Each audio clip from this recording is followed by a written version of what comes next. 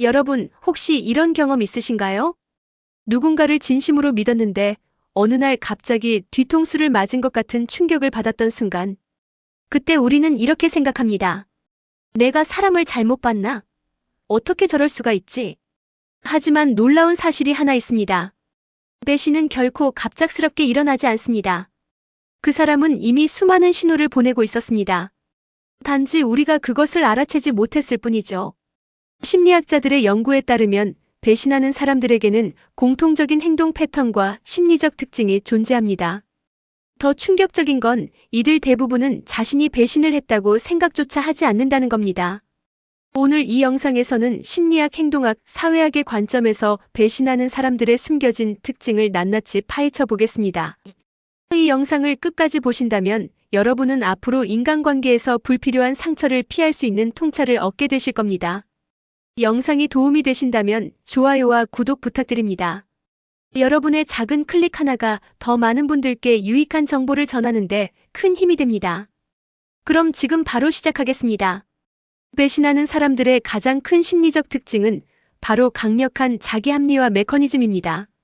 이들은 자신의 행동을 돌아보는 대신 끊임없이 외부 상황을 탓합니다. 내가 이럴 수밖에 없었어. 상황이 나를 이렇게 만들었어. 내가 먼저 그랬잖아. 같은 말을 자주 사용하죠. 심리학에서는 이를 외부 귀인 편향이라고 부릅니다. 자신의 잘못된 선택에 대한 책임을 외부로 돌리는 것이죠. 더 흥미로운 점은 이들이 배신을 도덕의 문제가 아닌 전략적 선택으로 인식한다는 겁니다. 일반적인 사람들은 배신을 할 때 죄책감이나 도덕적 갈등을 느낍니다. 하지만 반복적으로 배신하는 사람들은 이를 단순히 자신에게 유리한 선택을 한 것으로 받아들입니다. 비즈니스니까 세상이 원래 그런 거야라는 말로 자신의 행동을 정당화하죠. 또 하나 주목할 점은 이중 기준입니다. 이들은 타인의 작은 실수나 배신에는 극도로 민감하게 반응합니다. 분노하고 비난하고 절대 용서하지 않겠다고 말합니다. 하지만 자신이 똑같은 행동을 할 때는 전혀 다른 잣대를 적용합니다. 내 상황은 달라, 나는 어쩔 수 없었어라고 말하며 자신에게는 무한히 관대합니다. 심리학자들은 이러한 현상을 인지 부조화 해소 과정으로 설명합니다. 사람은 자신의 행동과 가치관이 충돌할 때 심리적 불편함을 느낍니다. 일반적인 사람들은 행동을 바꾸거나 진심으로 반성하지만 배신 성향이 있는 사람들은 자신의 가치관이나 기준을 상황에 맞게 바꿔버립니다. 예를 들어볼까요? 어떤 사람이 당신에게 원칙이 중요해, 약속은 반드시 지켜야 해라고 말했습니다. 하지만 자신에게 더 큰 이익이 되는 기회가 생기자 당신과의 약속을 쉽게 깨버립니다. 그리고는 상황이 바뀌었잖아. 이건 나한테 너무 중요한 기회야 라고 말하며 자신의 행동을 정당화합니다. 원칙이 중요하다던 그 사람은 어디 갔을까요? 이들의 또 다른 심리적 특징은 공감 능력의 부족입니다. 물론 이들도 상대방이 상처받을 거라는 걸 머리로는 이해합니다. 하지만 진심으로 그 고통을 느끼지는 못합니다. 마치 영화를 보듯 다른 사람의 감정을 관찰할 뿐 자신의 것으로 받아들이지 않죠. 그래서 미안하다는 말은 쉽게 하지만 진짜 미안함을 느끼지는 않습니다. 이것이 같은 실수를 반복하는 이유입니다. 배신하는 사람들은 말보다 행동으로 자신의 본질을 드러냅니다.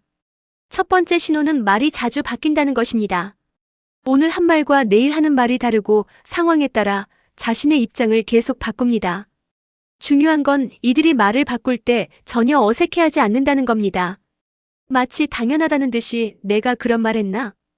그건 그때 상황이었고 지금은 달라라고 말합니다. 두 번째는 약속에 대한 태도입니다.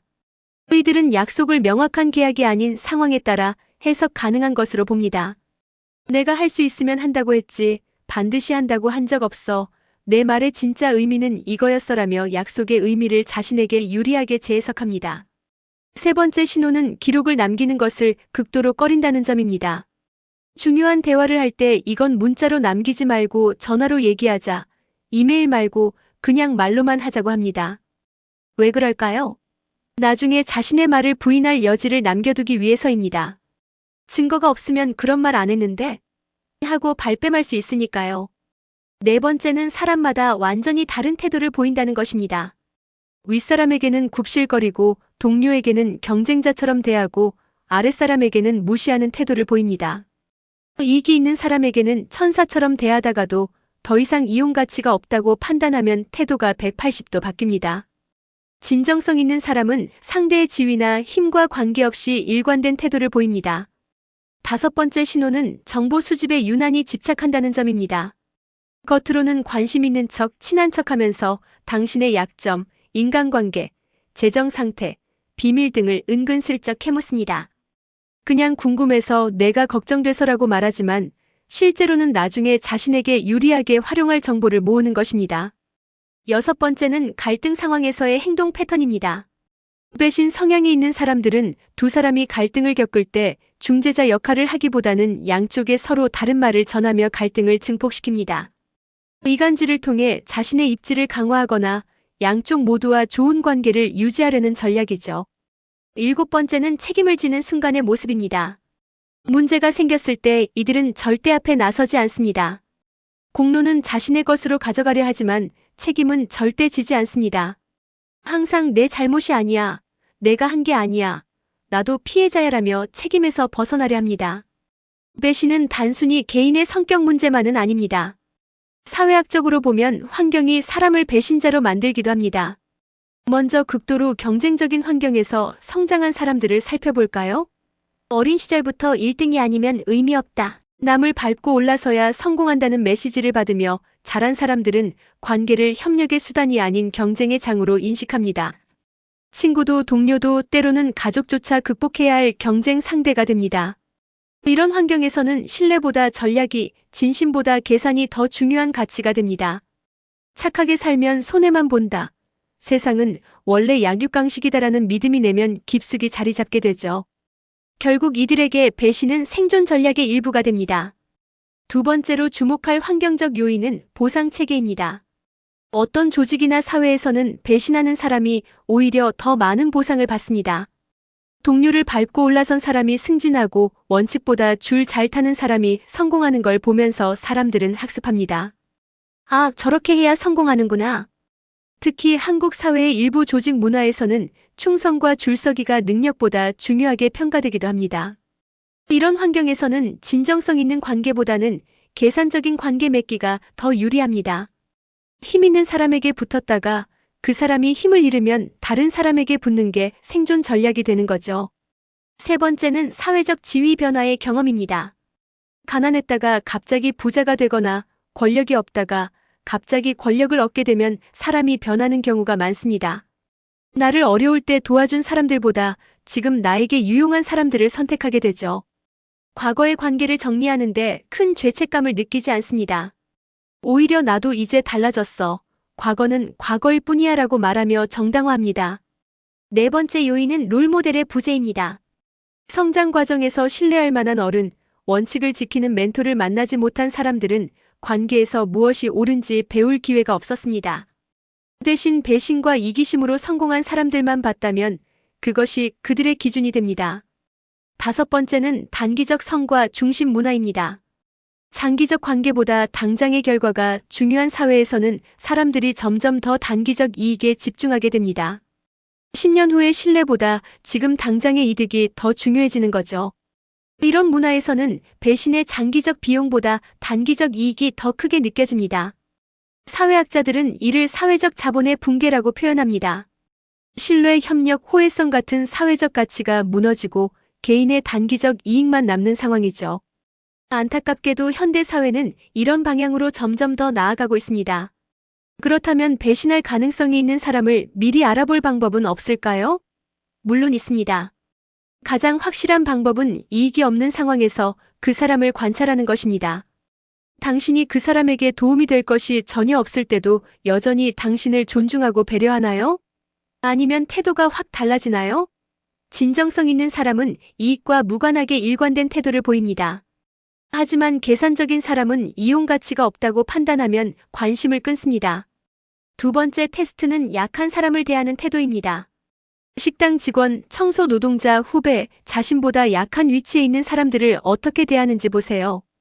배려심 있는 사람은 상대의 지위와 관계없이 존중합니다. 하지만 배신 성향이 있는 사람은 자신보다 약한 사람에게 함부로 대하거나 무시하는 태도를 보입니다. 세 번째는 작은 비밀을 지켜주는지 확인하는 것입니다. 별로 중요하지 않은 비밀을 하나 공유해 보세요. 그게 다른 사람들에게 퍼지나요? 만약 작은 비밀조차 지키지 못한다면 큰 신뢰를 줄 수 없는 사람입니다. 신뢰할 수 있는 사람은 사소한 것도 소중히 여기고 지켜줍니다. 네 번째는 갈등 상황에서의 선택을 보는 것입니다. 두 사람이 다툴 때 중재자 역할을 하나요? 아니면 이간질을 하나요? 양쪽에 서로 다른 말을 전하며 상황을 악화시키나요? 신뢰할 수 있는 사람은 갈등을 해소하려 노력하지만 배신 성향이 있는 사람은 갈등을 이용해 자신의 이득을 챙기려 합니다. 다섯 번째는 시간을 두고 관찰하는 것입니다. 급하게 관계를 맺지 마세요. 사람의 본질은 시간이 지나야 드러납니다. 적어도 6개월에서 1년은 지켜봐야 합니다. 특히 어려운 시기를 함께 겪어봐야 그 사람의 진짜 모습을 알 수 있습니다. 좋을 때는 누구나 좋은 사람처럼 보이니까요. 여섯 번째는 그 사람의 과거 관계를 살펴보는 것입니다. 오래된 친구가 있나요? 과거에 가까웠던 사람들과 지금은 어떤 관계인가요? 과거 관계를 모두 정리하고 새로운 사람들만 만나는 사람이라면 주의가 필요합니다. 물론 정당한 이유로 관계를 정리할 수도 있지만 패턴이 반복된다면 그 자체가 신호입니다. 일곱 번째는 그 사람이 다른 사람들에 대해 어떻게 말하는지 듣는 것입니다. 없는 사람에 대해 나쁜 말을 자주 하나요? 과거 친구나 동료들을 비난하나요? 기억하세요. 당신이 없을 때 당신에 대해서도 똑같이 말할 가능성이 높습니다. 마지막으로 가장 중요한 것은 직관을 믿는 것입니다.